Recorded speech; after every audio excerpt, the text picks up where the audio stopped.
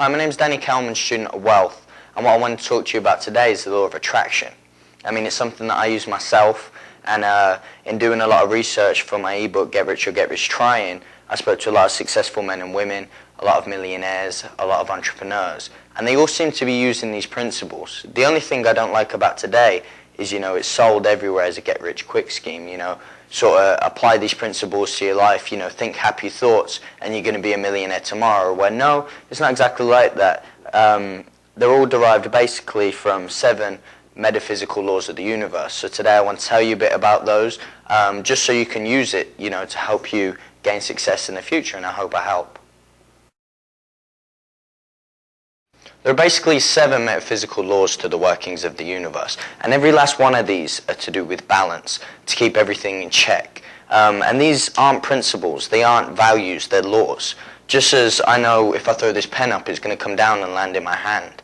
A lot of these metaphysical laws have proven a lot of scientific experiments wrong and caused a lot of stir up in the scientific community. I mean, the first law I want to talk about today is gender.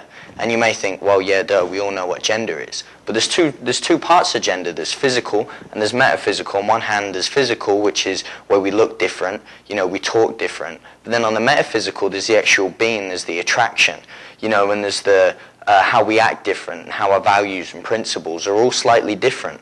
And every man has an inner female, and every female has an inner man, with masculinity and femininity balancing in the universe. And in the grand scheme of things, male and female in gender is essential to creation and regeneration, and that's its basic function within the metaphysical universe. The next metaphysical law I'm going to talk about is cause and effect, and it's another term that you've probably heard a lot, but looking into it, it's one of these metaphysical laws that also applies to the law of attraction. And the law of cause and effect is, quite simply, if I have an object which affects another object, say it's my right hand and left hand, if I'm hitting this hand, the cause, which is this hand, is going to have an effect on this one, which is it's going to bruise. And I mean, it's obvious, but then if you put this in the pathways of life, which a lot of books talk about, it's in a lot of movies, choosing different paths, and you start off at point A, and you're going to get to point B, whatever your point B is, can change drastically simply on cause and effect. Because the cause of an event can either, let's say, for example, there's a million different ways an event can go. But let's just say there's two different ways an event could go because of a cause. So the effect, 2 different effects off of one cause here can go this way. The next cause, 2 different effects. The next cause, 2 different effects. And you've ended up at point B here. But let's say if you went back and did some things different, and went this way instead. And again, with all the causes and effects, point B can be very different based on your simple choices. And this has been written about in essays on karma, and also the chaos theory as well, which is the butterfly effect, which is, one slight change here put into many different little choices can really stem the direction of your life. The next metaphysical law I want to talk about is the law of rhythm. Rhythm's most oftenly described in music, it's a beat, but then if you think about it and applied to life, you have a heartbeat, and another thing that beats and swings back and forward is emotion. And the best way this can be put into a diagram is by a pendulum.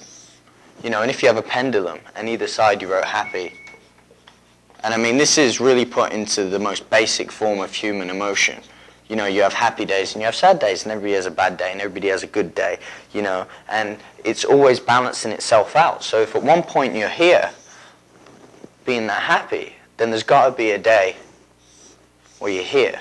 This could last years, this could last months, this could last weeks, this could last days, this could last hours. But at the end of the day, there's always going to have to be a here. From the start of your life to the end of your life, you're always going to end up on this middle balance, and a lot of the law of attraction and positive thinking, it's all saying, you'll be completely happy and everything's going to be perfect. Well, yes, on one hand it will be, but money, is that really what happiness is? Anybody can sit in a mansion, but you're going to sit in a mansion content and jumping around with joy all the time? You're not, because everybody has good and bad days. And this can most easily be expressed in somebody who's bipolar, where one day they'll be completely over here, and that's why it's diagnosed this way. And then one day they'll be over here. And this balance it's never balanced. And I mean, one of the key functions to life is balance, just as I was talking about earlier. Another metaphysical law I want to talk about is the law of polarity, which is kind of like the law of opposites. You know, I mean, this may sound pretty obvious, but you know, if you have up, you have down. You know, there's, just as what we were talking about earlier, there's balance. And also you have positive and you have negative, you know, within everything. And these can either attract with two positives or repel with a mixture. There's attraction, there's repelling. Just in any people, just in any business meeting, you can attract the people around there to your thoughts, or you can repel them away by saying stuff that, you know, doesn't attract them. And there's yin and there's yang. And I mean, I'm not saying that any one is more important than the other, but they both exist, and it's something that we accept exists in the metaphysical world. Another law is the law of vibration. And I mean, this one may be very obvious to some science people, other people not so. But everything vibrates. If I have my hand in the air, you know, it's not separate to the air. It's just my molecules are here and they're all vibrating just a lot closer than the air is. You know, that's how chemicals change pace. But this is a metaphysical law in the fact that I'm right now at one with everything around me. I'm at one with the board. I'm at one with a table that's down here, which you guys can't see. I'm at one with the camera, because in essence, everything's together. It's just moving. You know, we're vibrating in and out of everything. It's just some of the vibrating particles are together. And then, as in humans, you know, we're a group of systems of vibrating matter together.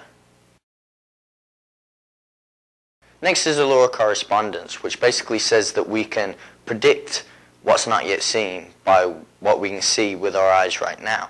So I mean, say for example, you're going on a date, you know, and you look at the way that the person you're going on a date with treats, say, the waitress or waiter, and then from that you can predict, you know, how they're going to be in a relationship, how they're going to be in bed. And I mean, we do it all the time, and it's what stereotyping is. You know, we can look at people, and sometimes right, sometimes wrong. It just depends on how good you are at following the law of correspondence and predict on, you know, what the outcome's going to be, just as in science or anything. But then put into the metaphysical world is we can see how things are going to happen based on the things around us.